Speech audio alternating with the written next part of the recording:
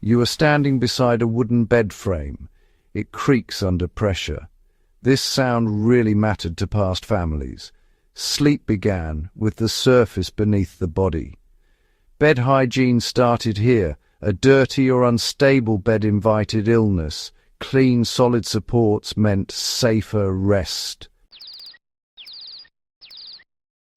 Early beds lifted sleepers off the ground. Dirt and insects, lived on floors.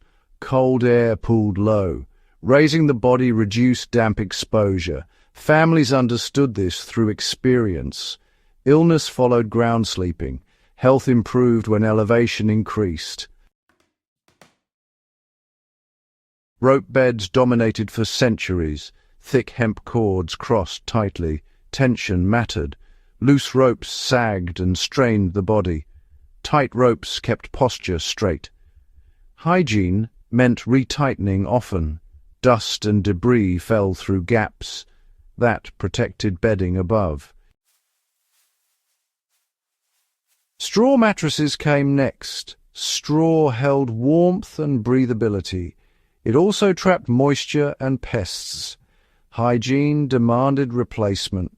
Families changed straw seasonally. Old straw went to animals or fields. Fresh straw smelled clean and sharp. In wealthier homes, chaff or dried grass was often used. These fillings were lighter, and they helped reduce pressure points. They also tended to harbour fewer insects, which was certainly a plus. Of course, cleanliness really depended on regular airing. Mattresses were dragged outside where sunlight killed parasites and the wind would remove dust.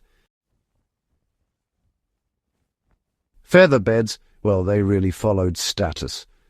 They felt soft and heavy, which many people preferred, but you see, feathers trapped heat and sweat, and without proper care they soured rather quickly. Good hygiene required constant shaking. Feathers were dried near fires, and covers were washed and beaten quite thoroughly. Bed linens mattered just as much as the mattress itself. Linen sheets were the standard choice. Linen resisted odour better than wool, and it wicked moisture away pretty effectively.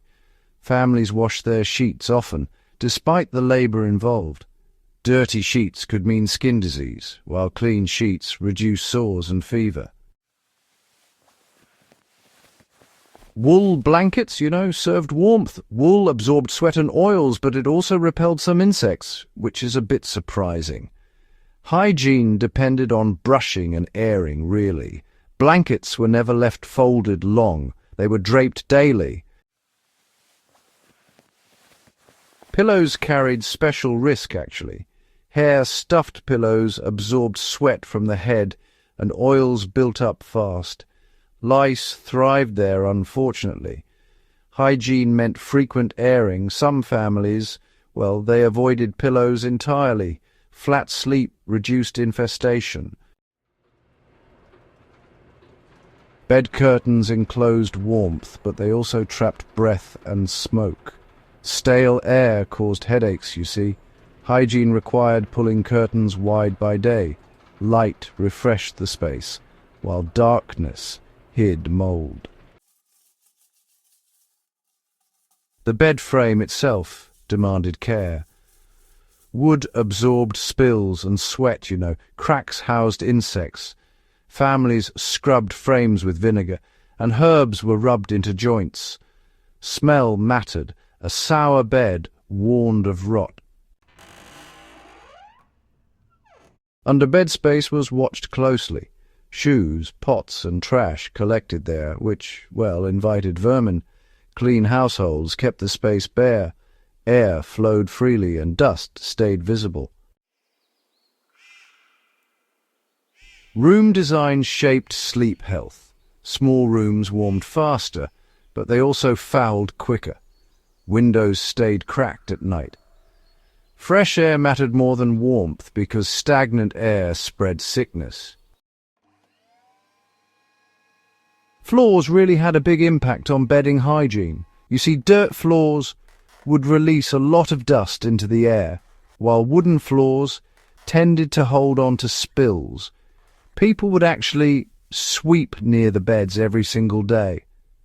Ash was commonly used to soak up any moisture.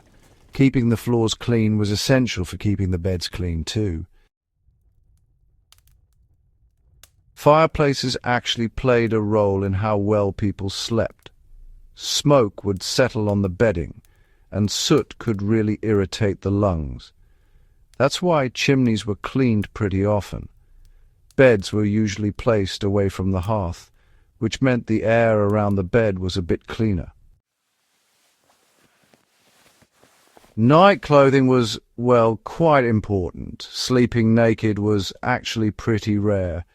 Most folks wore linen nightshirts, which helped absorb sweat during the night.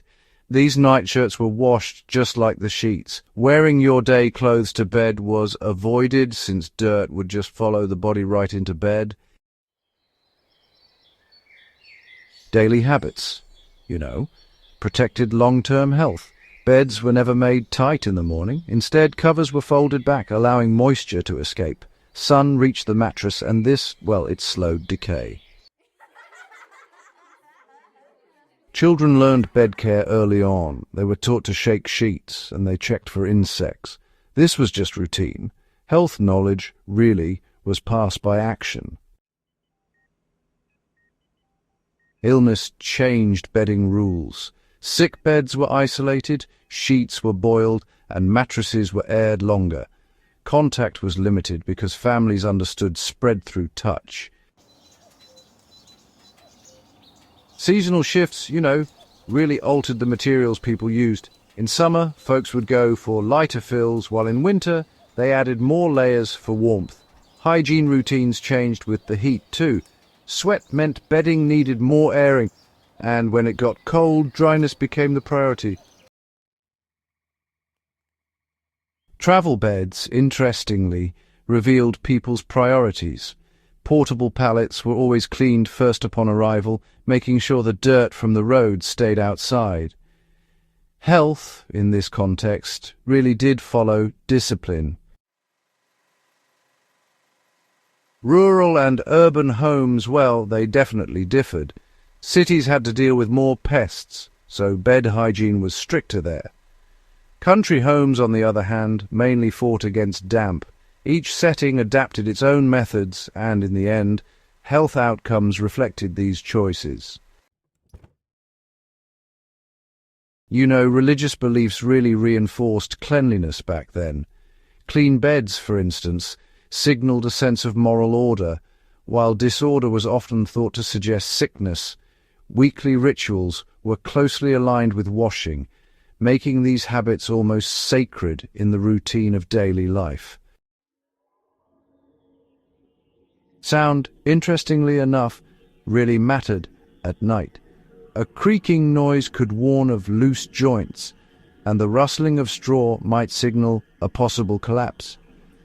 On the other hand, silence was a sign of stability, so families would often find themselves listening carefully in the dark, just to be sure everything was all right. Smell often guided action in the past. If you caught the scent of sweet hay, it meant things were safe. But sour odors usually signaled danger. Honestly, noses were trained even better than eyes. Hygiene, more often than not, followed the scent. These days, modern homes, well, they tend to forget these lessons. Sure, materials have changed, but bodies really haven't. Moisture, heat, and insects are still threats even now. Hygiene. It still starts with simple airflow and regular cleaning. So let's apply a bit of historical practice now. Air your bed every single day. Wash your covers often. Keep the space underneath nice and clear. Always choose breathable materials. Honestly, these habits protect your health. They cost nothing and, well, they really do work. Just remember this tonight. Your bed actually shapes your body. Clean sleep, it builds strength. Neglect, though, invites weakness. Take control of the surface you rest on. Subscribe, share, and keep learning with Warfield Prepper Chronicles.